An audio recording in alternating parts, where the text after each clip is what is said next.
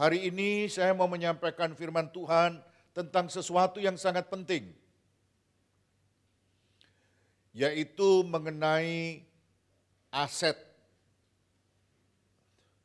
Saudara-saudara, menurut ilmu ekonomi, aset itu adalah segala sesuatu yang kita miliki dan mempunyai nilai ekonomi, serta dapat menghasilkan keuntungan di waktu yang akan datang.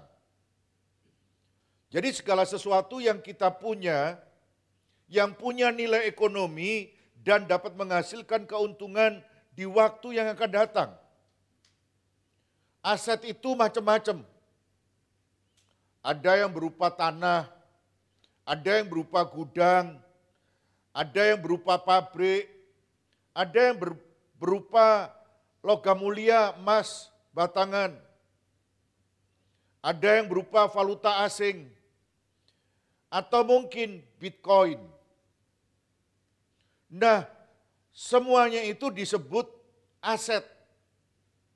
Karena suatu hari nanti akan memberikan nilai keuntungan ekonomi dalam kehidupan orang yang memiliki.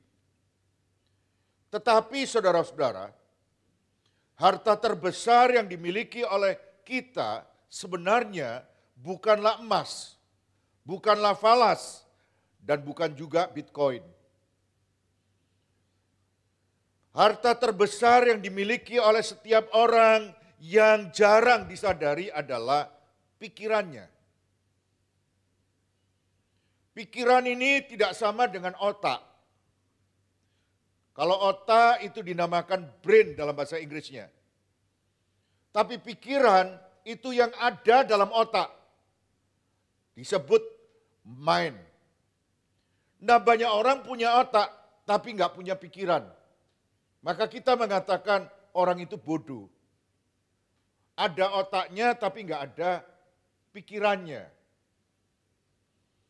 Nah, saudara-saudara, hari ini saya mau membahas secara khusus. Karena selalu ada orang yang berkata, saya ini tidak punya apa-apa. Tuhan itu tidak pernah menghadirkan kita di muka bumi ini tanpa aset. Dan aset yang paling berharga itu namanya pikiran. Pernahkah saudara menyadari orang punya emas 10 kilo, tapi kalau nggak punya pikiran, emas itu tidak ada gunanya. Betul nggak? Emas itu baru bernilai ketika pikiran kita memahami nilai yang ada dalam emas.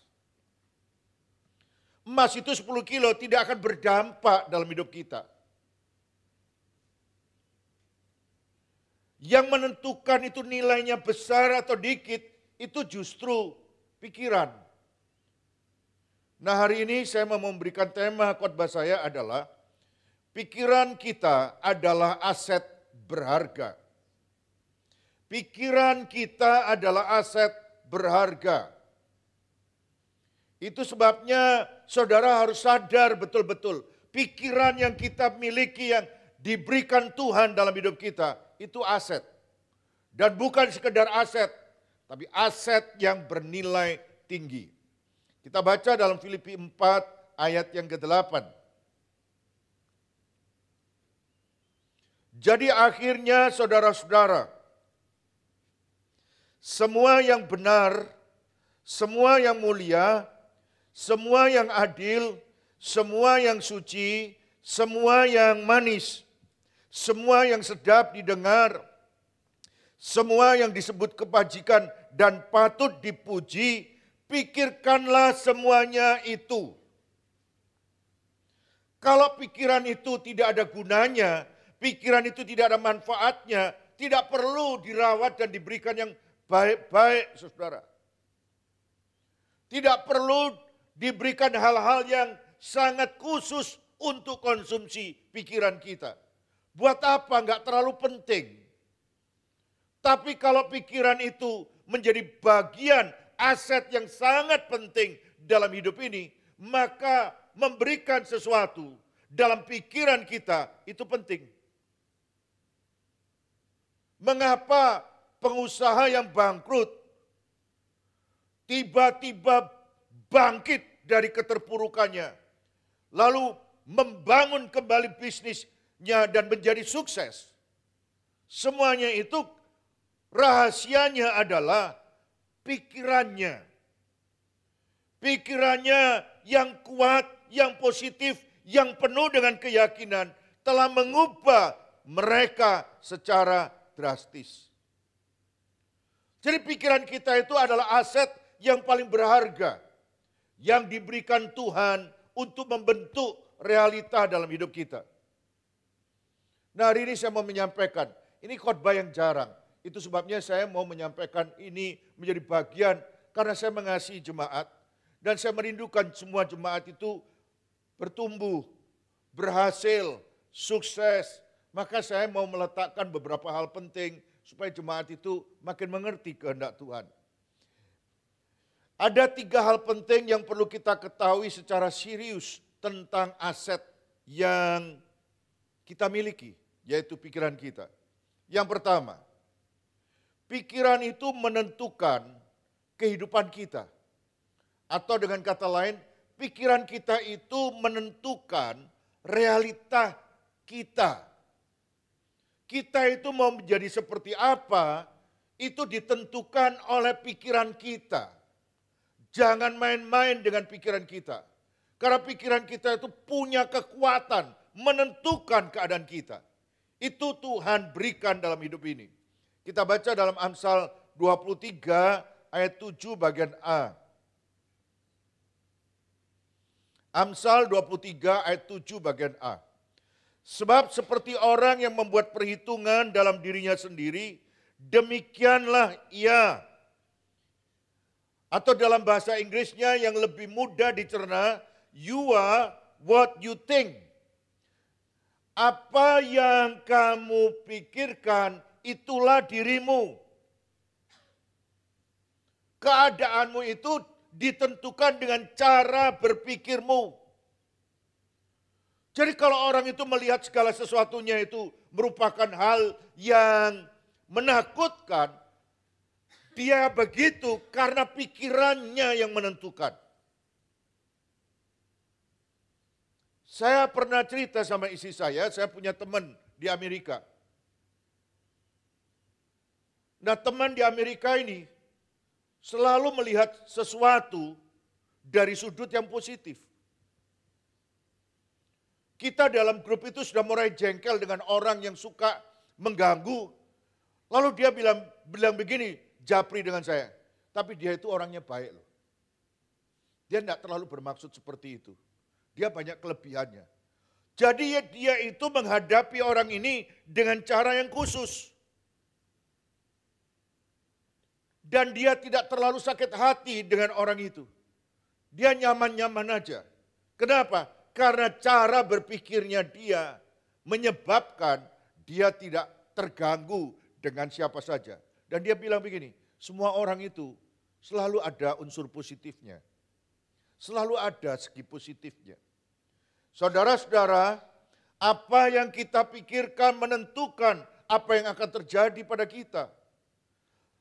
Jadi kalau kita ingin mengubah hidup kita menjadi lebih baik, lebih berguna, lebih bermutu, lebih berkualitas, maka kita perlu mengubah pikiran kita.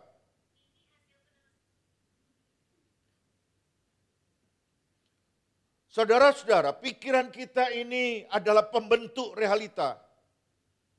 Itu sebabnya apa yang kita pikirkan selalu menjadi kenyataan. Saudara-saudara, dalam dunia medis ada yang dinamakan dengan placebo. Jadi kalau ada orang yang suka pusing, kemudian datang ke dokter, dokternya meriksa, dia ini nggak sakit apa-apa ini. Kemudian dia bilang begini, cobalah dok kasih obat apa tak apa begitu. Supaya saya ini nggak pusing terus.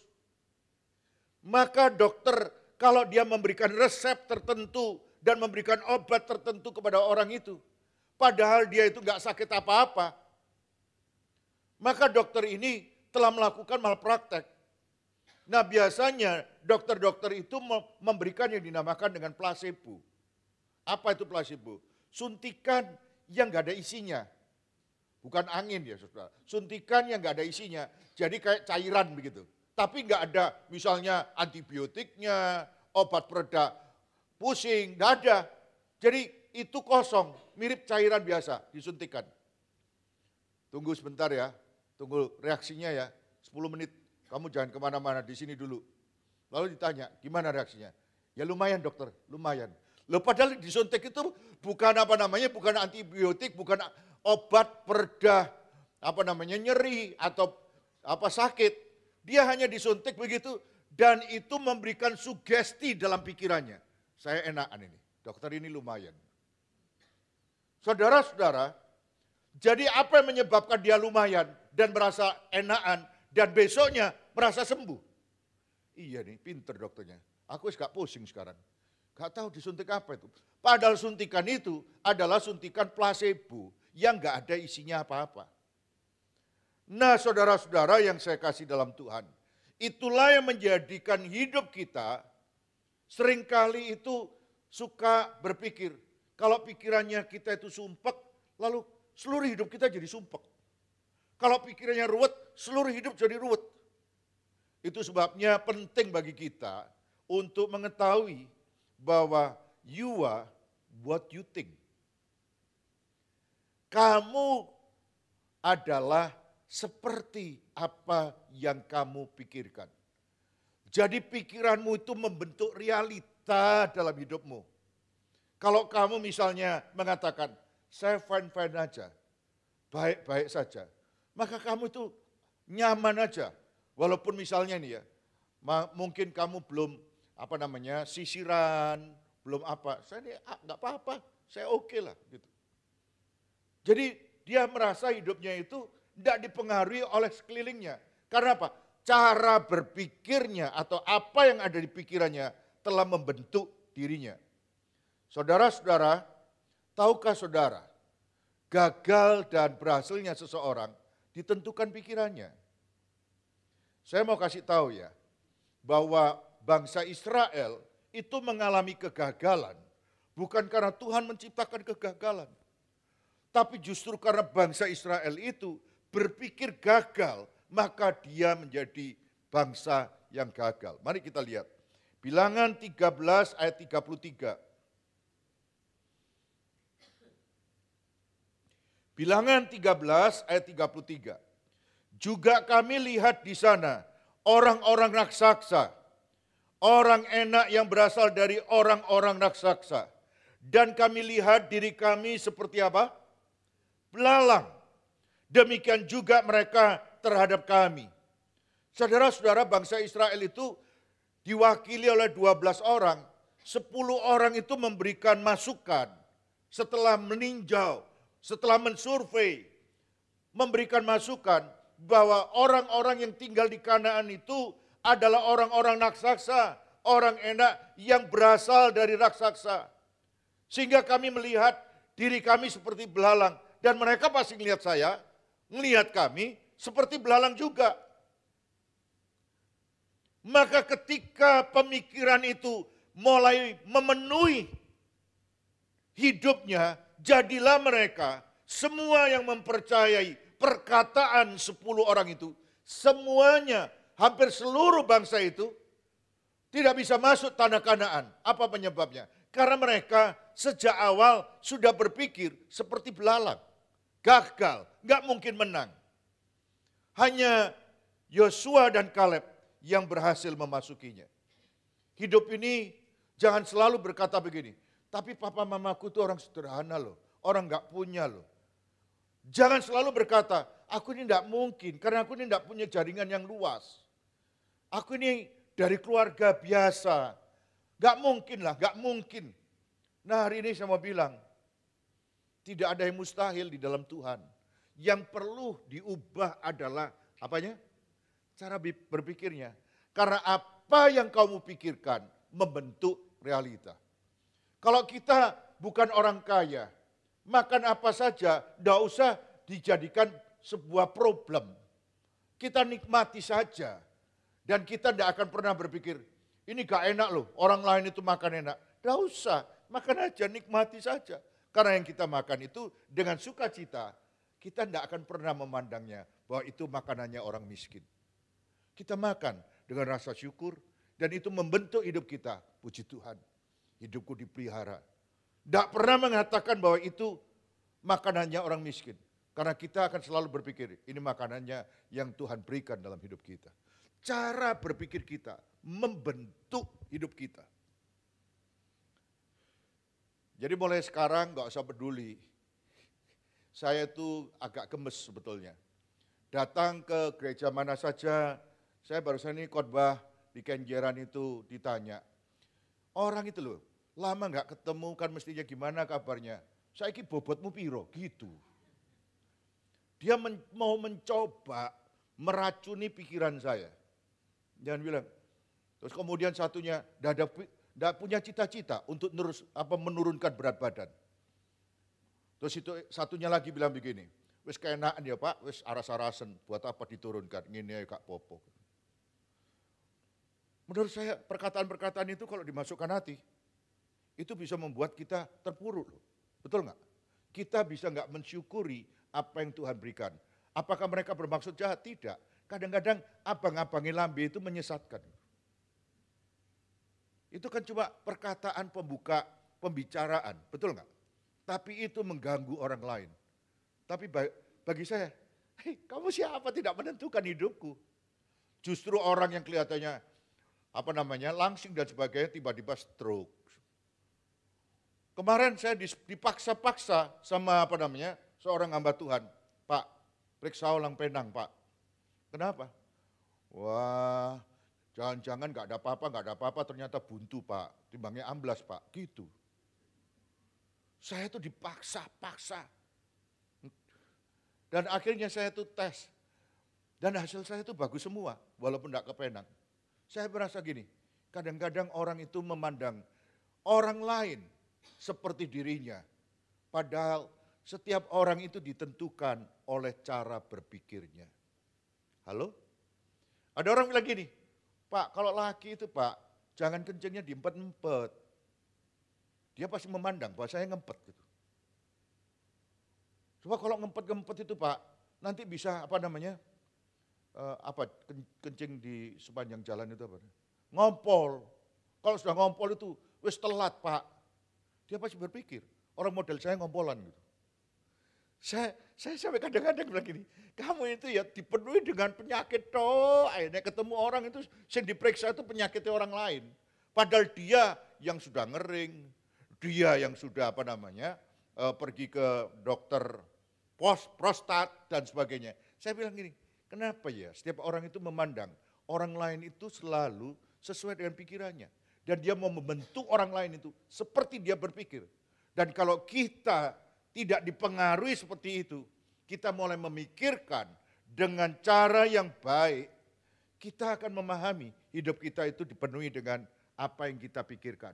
Dan kalau pikiran kita baik, hidup kita jadi baik. Yang setuju katakan amin. Haleluya saudara. Yang kedua saudara, pikiran kita harus dirawat dengan baik. Mari kita baca Roma 12 ayat yang kedua. Janganlah kamu menjadi serupa dengan dunia ini, tetapi berubahlah oleh pembaharuan budimu, sehingga kamu dapat membedakan manakah kehendak Allah, apa yang baik, yang berkenan kepada Allah, dan yang sempurna. Firman Tuhan bilang begini, janganlah kamu menjadi serupa dengan dunia ini, tapi berubahlah oleh pembaruan budimu.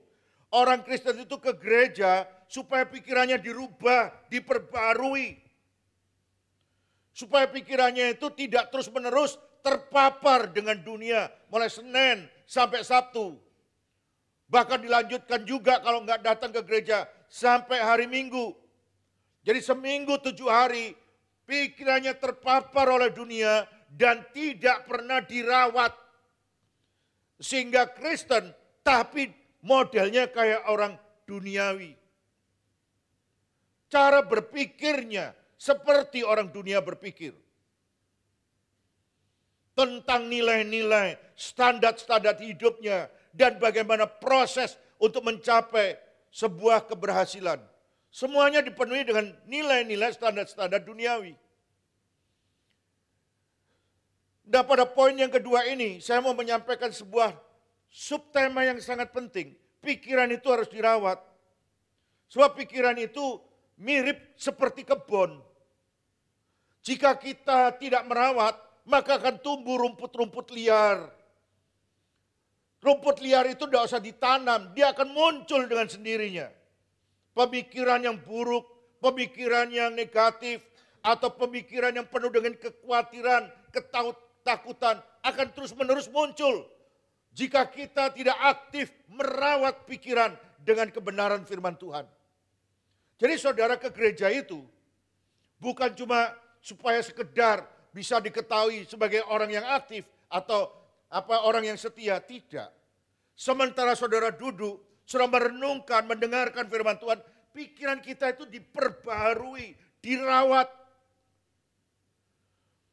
Dunia ini menawarkan banyak pandangan yang bertentangan dengan kehendak Tuhan. Nah, pikiran yang tidak dijaga akan cepat terpengaruh dengan hal-hal duniawi. Kita memikirkan segala sesuatu secara liar. Dan itu semua karena sudah bercokol dalam pikiran kita. Akan menjadi kenyataan seperti poin pertama yang saya katakan tadi. Kalau saudara melihat firman Tuhan, Yesus itu dibawa ke padang gurun untuk dicobai oleh iblis. Tapi setiap godaan yang muncul, yang dihadapkan kepada Yesus, Yesus patahkan setiap godaan itu dengan firman Tuhan. Berarti kita penting untuk mengisi pikiran kita dengan kebenaran. Hari ini saudara-saudara, saya mau menyampaikan ini. Mulailah menangkal setiap godaan, tekanan hidup yang akan menyebabkan saudara khawatir, takut dengan kebenaran firman Tuhan. Saring saudara-saudara, begitu muncul dalam pikiran kita, kita mulai saring, kita mulai hadapkan pikiran-pikiran yang tidak benar itu, yang bisa menyebabkan kita takut, khawatir. Saudara pikir khawatir itu cuma miliknya jemaat. Pendeta juga banyak yang khawatir loh. Hari-hari belakangan ini, tidak semua gereja itu baik-baik saja. Saya mau sampaikan lagi, hari-hari belakangan ini, tidak semua gereja itu baik-baik saja. Minggu lalu ibu gembala ketemu sama pendeta lain. Lalu ibu pendeta lain itu ngomong, sekarang itu banyak orang-orang Kristen itu yang hidupnya susah loh. Sebetulnya dia mau menyampaikan apa? Sebuah kebenaran. Tapi kebenaran itu disampaikan untuk memberikan pengaruh. Dan dia merasa senang ada di GBI Maranatha, melihat suasananya. Karena gereja ini mau memperhatikan jemaatnya dengan memberikan makan pagi. Yang bermutu, yang berkualitas. Dan dia mengapresiasi itu. Dan hari ini saya mau menyampaikan, kalau pikiran itu terus memenuhi kita, banyak orang susah, banyak orang miskin. Sekarang ini omsetnya turun semua, pabrik-pabrik mulai mem-PHK. Coba saya mau tanya, kalau pikiran itu terus memenuhi pikiran kita, kepala kita, apa yang akan jadi? Maka sebentar lagi kita timbul ketakutan. Ojo-ojo, perhatikan ini kata-kata yang bahasa sehari-harinya. Jangan-jangan nih, bentar lagi kita ini, jangan-jangan nih, sebentar lagi kita. Kenapa? Karena kita tidak memfilter apa saja yang boleh bercokol dalam pikiran kita. Jadi kalau ada segala sesuatu yang mulai keluar dalam pikiran kita, ingat engkau harus merawat. Yang merawat pikiranmu itu haruslah dirimu. Permisi tanya, kalau saudara punya kebun di depan rumah, siapa yang harus merawat kebun kita? Tetangga? Hah? Pak RT? Ya kita. Kalau engkau ingin hidup lebih baik, rawatlah cara berpikirmu. Cara berpikir kita itu menentukan realita kita. Sebab kalau kita nggak merawat, bahaya. Yang ketiga, pikiran yang positif membuka peluang dan terobosan baru. Saya ulangi lagi, pikiran yang positif membuka peluang, kesempatan, dan terobosan yang baru. Kita baca Efesus 3 ayat yang ke-20. Bagi dialah yang dapat melakukan jauh lebih banyak daripada yang kita doakan atau kita pikirkan. Seperti yang ternyata dari kuasa yang bekerja dalam kita. Firman Tuhan mengatakan, bagi Tuhanlah yang dapat melakukan jauh lebih banyak daripada yang kita doakan atau pikirkan. Jadi kalau menurut pikiran saudara, hal itu tidak mungkin. Saudara harus mengaitkan dengan Fatsal 3 ayat 20 surat Efesus ini. Bagi Tuhan, kalau engkau berpikirnya enggak mungkin, Dia akan menolongmu mengerjakan yang tidak mungkin itu untuk membuat terobosan baru dan kesempatan-kesempatan yang lebih baik. Pikiran yang sehat, pikiran yang positif mempengaruhi cara kita melihat peluang dan membuat keputusan. Pikiran yang dipenuhi dengan perkara-perkara yang negatif dan pikiran yang sakit selalu bilang gini, ini sebetulnya kalau dikerjakan dapat untung sih. Tapi kita jangan melihat untungnya saja. Jangan lupa, kalau seandainya rugi kayak apa?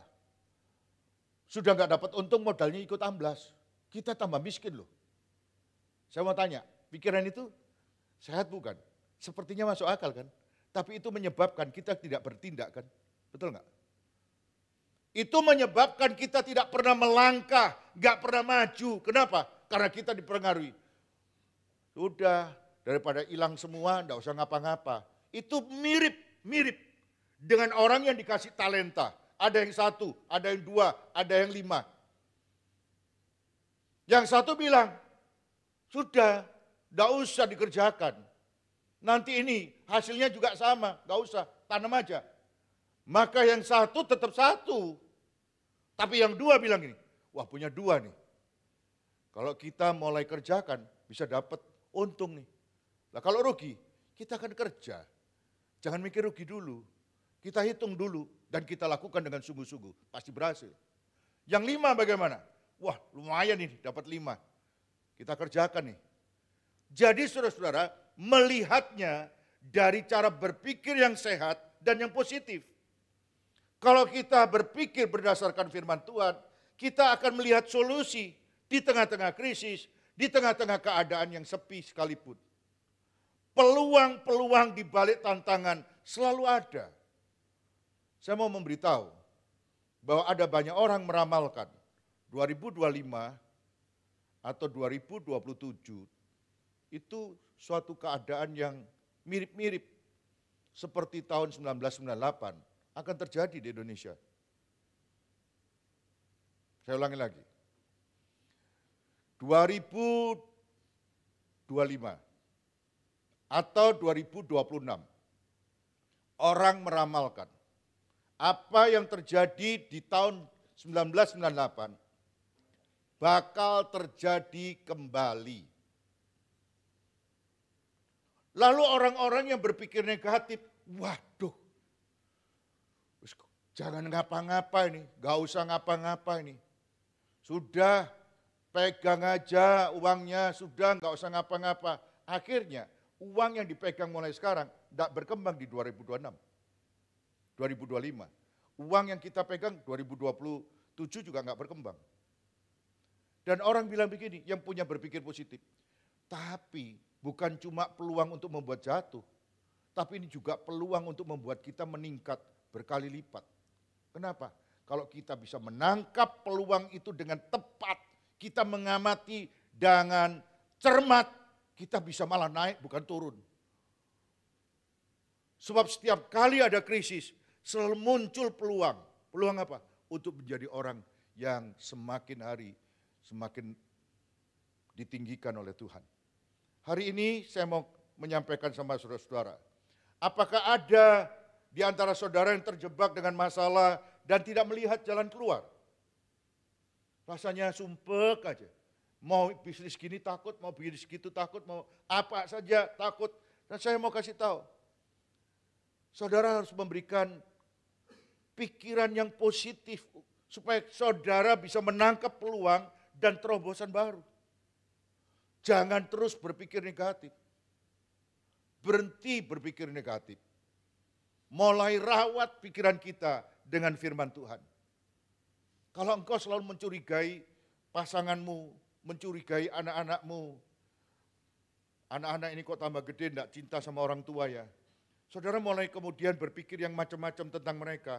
Saudara akan menyadari bahwa hidup ini nggak ada gunanya.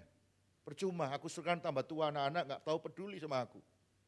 Tapi kalau engkau mulai berpikir, ini kesempatan aku untuk mendoakan mereka. Supaya mereka lebih dekat sama Tuhan. Supaya mereka mengalami lawatan Tuhan. Supaya mereka dijamah oleh Tuhan.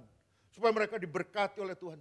Maka cara berpikir kita akan memberikan pengaruh terhadap realita kita dalam membangun relasi dengan anak-anak kita. Membangun relasi dengan pasangan hidup kita. Malam ini saya merindukan semua saudara. Mulai berpikir bahwa apa yang kamu pikirkan itu menentukan hidupmu. Kamu akan seperti apa ditentukan cara berpikirmu.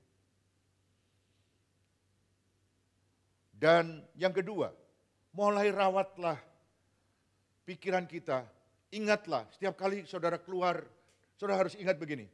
Kalau nggak ada yang merawat pikiran kita sendiri, nggak mungkin ada orang yang merawat pikiran kita. Betul nggak? Dan yang kedua, pikiran itu kalau dibiarkan, nggak dirawat, perhatikan ini, nggak dirawat, akan tumbuh rumput liar. Rumput liar itu nggak usah ditanam. Rumput liar itu nggak usah diapa-apakan, muncul sendiri. Setuju nggak? Pernah nggak saudara memikirkan, siapa sih nandur rumput liar ini, sak belum nih? Nggak ada, itu tumbuh sendiri. Dan nggak usah mikir nemen-nemen. Itu tumbuh sendiri. Itu sebabnya setiap kali ada pikiran jahat, langsung cabut. Beberapa hari yang lalu, saya ngomong sama Pak Wakil, kalau ada rumput-rumput liar di depan gereja, itu cabutan Pak. Nanti tambah gede. Malah angel nanti akarnya kalau sudah ngoyot gitu. Hari ini, saudara-saudara, mulailah merawat pikiran kita dengan firman Tuhan. Saya tuh setiap pagi kirim firman Tuhan.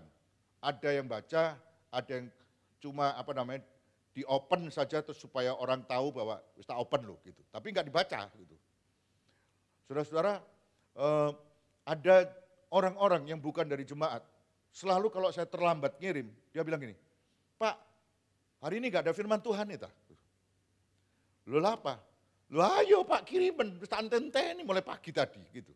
Saya itu merasa, kok ada ya orang yang nunggu-nunggu saya ngirim. Sehingga ketika saya sudah mulai agak letih lesu, karena memandang kok jemaat tidak respon ya.